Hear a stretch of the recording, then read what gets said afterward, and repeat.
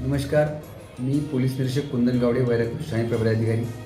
वैराग police Thane येथे गुन्हा register क्रमांक 17/2026 BNS कलम 303(2) विद्युत मोटर चोरी आणि वायर चोरीचा गुन्हा दाखल होता. सदर गुन्ह्यामध्ये एक पाहिजे आरोपी समीर अल्ताफ सय्यद राणा धाराशिव हा नमूद आरोपी होता.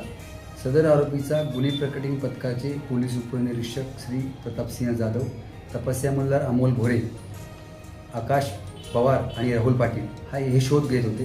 त्यांना तो आरोपी मिळून आल्याने त्याला अधिक विश्वासात घेऊन तपास केला असता सदर गुन्ह्यातील गेलेली वायर केबल ही मिळून आली. तसेच पोलीस ठाणे अभिलेखावरील गुन्हा नंबर 103/2026 BNS कलम 303(2) तसेच गुन्हा नंबर 104/2026 BNS कलम 303(2) असे 2 गुन्हे, त्यात एकूण मुद्देमाल 6 मोटर चोरी गेल्या होत्या आणि 300 फूट केबल चोरी गेली होती. जवळपास हा 90,000 रुपयाचा मुद्देमाल चोरीस गेला होता शेतकऱ्यांचा.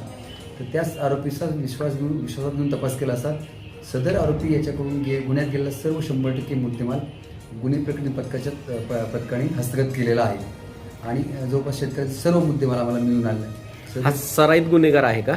अगदी बरोबर. यापूर्वी सुद्धा वैराग पोलीस ठाणे येथे त्याच्यावरती गुन्हे दाखल आहेत. त्यावेळेसही त्याला अटक केली होती आणि पुन्हा ह्या तपासादरम्यान हा नमूद आरोपीच आम्हाला पाहिजे होता. याचा अटक केली असता पुन्हा 100% मुद्देमाल रिकव्हर करण्यात आम्हाला यश आलेलं आहे. माझे नाव अंकुश संतना जगताप, मी रुईचा.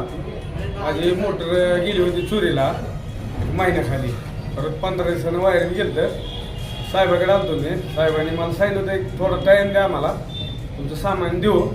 आज माझं त्यांना तपासात सामान घेवलंय, मला दिलंय. मी त्यांचं खूप खूप खूप आभारी आहे आणि आपल्याला म्हणजे व्यवस्थित झाले काय हे अडचण नाही.